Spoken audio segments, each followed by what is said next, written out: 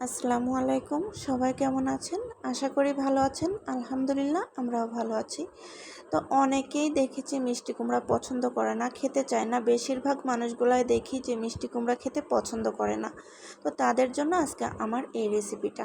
আর এই রেসিপিটা করতে যেমন খুবই অল্প সময় লাগে আর খেতেও কিন্তু মাশাআল্লাহ অনেক মজা হয়। তো চলেন দেখে আসি কিভাবে করেছি এই লোভনীয় টেস্টের রেসিপিটা। তো প্রথমেই আমি চাকচাক করে কিছু মিষ্টি কুমড়া কেটে লবণ এবং হলুদ দিয়ে মেখে রেখে দিয়েছিলাম প্রায় 10 মিনিটের মতো। এতে করে কি হবে, মিষ্টি কুমড়াটা একটু সফট হয়ে যাবে, ভাজতেও সময় কম লাগবে।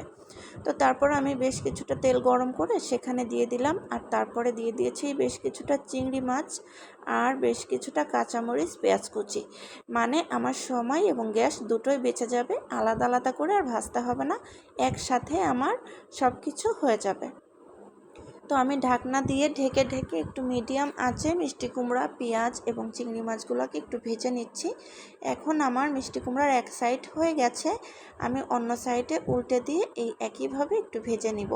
আর মিষ্টি কুমড়াটা কিন্তু সেদ্ধ হতে খুব বেশি একটা সময় লাগে না, অল্প সময়ে কিন্তু এটা গলে যায়। তো এই তো আমি আর এক সাইডটা ভেজে নিব। আর এইভাবে করে আপনারা সময়ও বাঁচাতে পারেন এবং গ্যাসটাও বাঁচাতে পারেন। তো এই তো আমার মিষ্টি কুমড়া ভাজাটা অলমোস্ট হয়ে গেছে। দেখেন আমার মিষ্টি কুমড়াটা কিন্তু একদম গলে গেছে, সেদ্ধ হয়ে গেছে।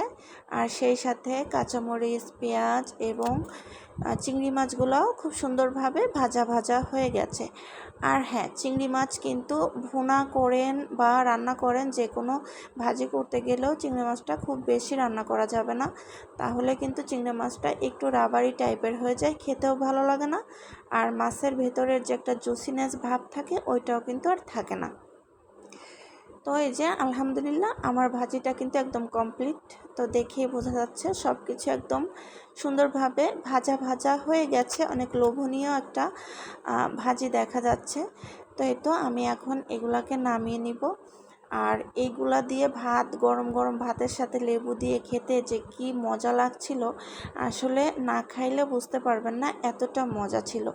আসলে মিষ্টি কুমড়া কিন্তু আমরা অনেকেই অনেকভাবে খেয়ে থাকি আর কি, চিংড়ি মাছ, ইলিশ মাছ, অন্য অন্য মাছ দিয়ে ঝোল রান্না করে খেয়ে থাকি বা কুচি করে ভাজি করে থাকি।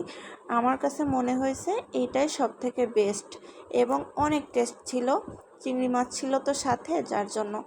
তো এই তো এখন আমি ধোয়া ওড়া গরম গরম ভাতের সাথে সেই মিষ্টি কুমড়া চিংড়ি মাছ ভাজিটা নিয়ে নিলাম, আর নিয়ে নিচ্ছি একটা লেবুর ফালি। তো এইভাবে গরম ভাতের সাথে লেবু দিয়ে খেতে অসম্ভব ভালো লাগা কাজ করছিল। তো এই তো আপনারা অবশ্যই অল্প সময়ে দুর্দান্ত একটা টেস্টের রেসিপি বানিয়ে খেয়ে দেখতে পারেন, অবশ্যই ভালো লাগবে। তো সবাই আমাদের জন্য দোয়া করবেন, আর ভিডিওটি যদি ভালো লাগে অবশ্যই লাইক, কমেন্ট, শেয়ার করতে ভুলবেন না। আপনাদের একটা শেয়ার আমার জন্য অনেক বেশি উপকারী। তো সবাই খুব বেশি ভালো থাকবেন, সুস্থ থাকবেন, আমাদের জন্য দোয়া করবেন।